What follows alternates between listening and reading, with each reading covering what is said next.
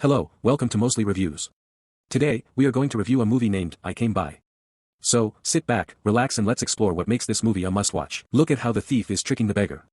He walks slowly to an estate owner, slyly reaches for their wallet, and pretends to pick it up while asking if they dropped it. The other person just politely says thank you, but the thief is not satisfied. He gazes into the distance, leaving the other person no choice but to pay with their wallet. The thief then gives the money to the beggar, making this a cheap operation that makes the beggar look foolish. The man named Toby is a professional thief and has been working with his partner, Miss, for many years to rob wealthy people. After each theft, they leave graffiti on the wall. They have gained a lot of fans online and are known by the public as the Black and White Double Fury.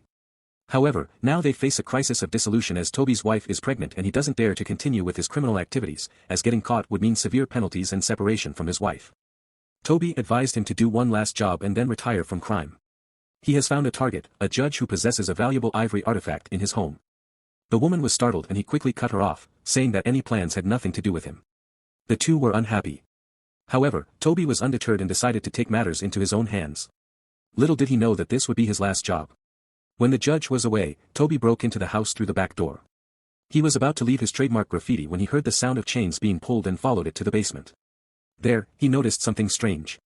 The drawers contained instruments of bondage and pictures of men. Suddenly, a bright light under the cabinet caught his attention. When he approached the cabinet, he saw a red iron door. Peering through the peephole, he was shocked and fell to the ground.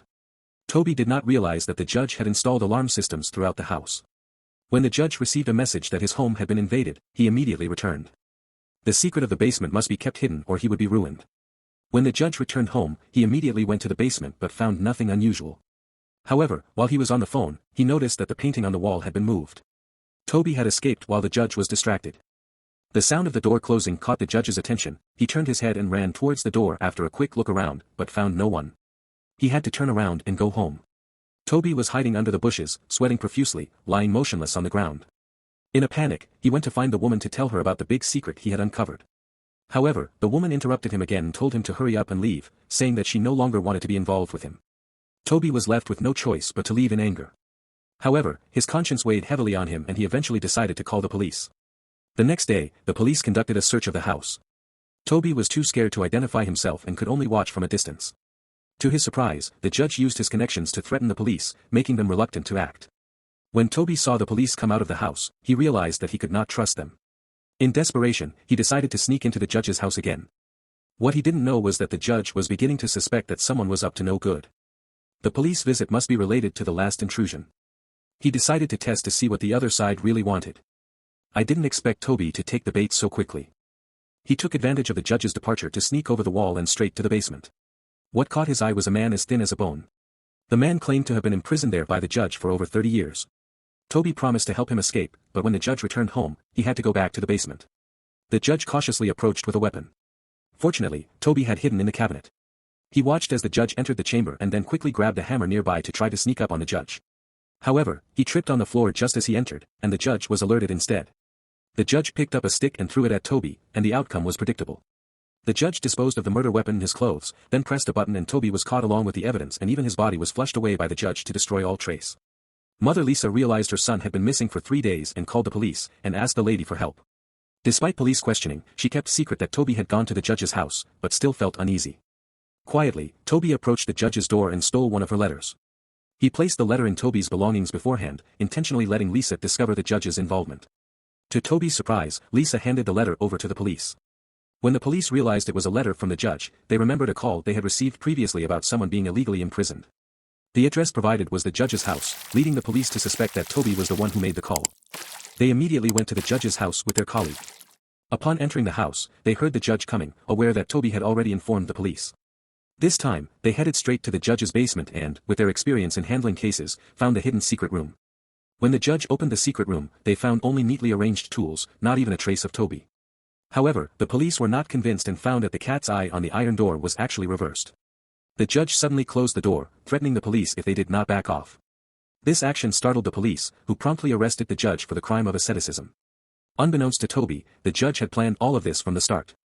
He faked his arrest to try to find the person who reported him. Meanwhile, Lisa, who was sitting in the car, accidentally hit the gun. The police were taken aback when the well-connected judge was quickly released from custody. The judge lured a man home, a scene that Lisa, who was on a stakeout, just happened to witness. The judge took advantage of the man's distraction to drug his wine. Noticing the man kept staring at the portrait in the house, she told him the story behind it. The man in the portrait was her father, who didn't care about her mother's death but favored a male servant in the house.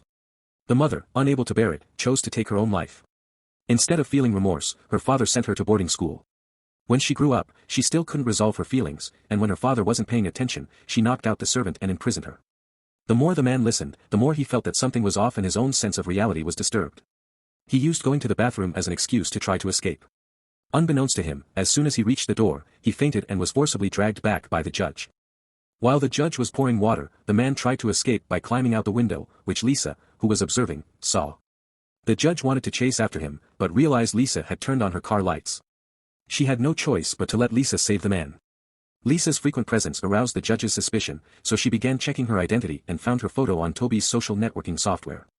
The judge knew the matter was far from over until she solved Lisa's involvement. The next day, the judge intentionally left her house key at the door for Lisa to find, but didn't expect her to fall for it so easily. The judge appeared and Lisa tried to run, but the judge caught her and dragged her back into the house. This time, the judge did not hide the fact that she had a body, which turned out to be the man who had escaped before. The judge dismembered the man in front of Lisa, who was so scared she wept. She realized she had no hope of escaping the judge's poison. A week later, the lady who couldn't contact Lisa arrived at her home and found that the fruits on the table had rotted and bananas were missing.